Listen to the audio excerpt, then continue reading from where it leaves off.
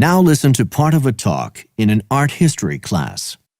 Today we'll be talking about Mount Rushmore and the sculptor who created it, John Borglum. Are you familiar with Mount Rushmore? It's the huge sculpture of 4 U.S. presidents that's in the Black Hills in South Dakota.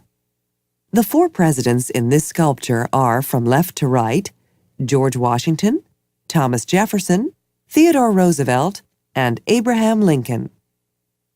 Now I'd like to discuss the sculptor who created Mount Rushmore. Borglum began this huge sculpture late in his life, at the age of 60, and it took 15 years to complete it.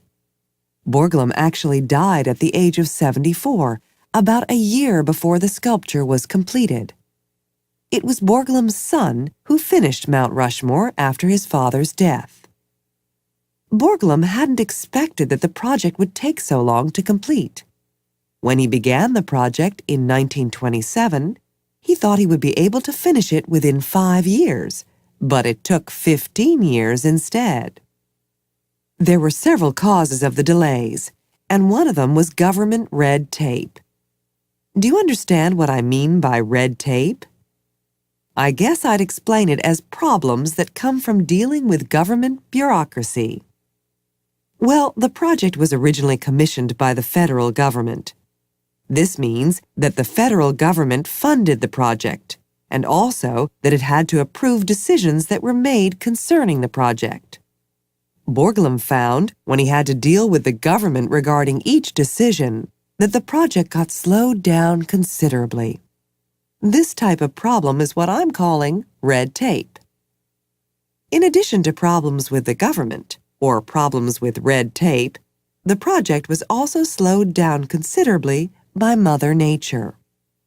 By Mother Nature, I'm referring to the kinds of problems that result from nature, from forces such as wind, rain, heat, or erosion. Well, here's an example of one of the many problems caused by Mother Nature.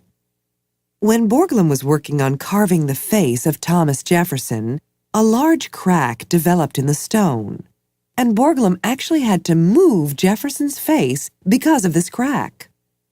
Jefferson started out to the left of Washington, but when the crack developed, Borglum used dynamite to blast off the part he had already started carving. Then he moved to the other side of Washington and began carving Jefferson all over again.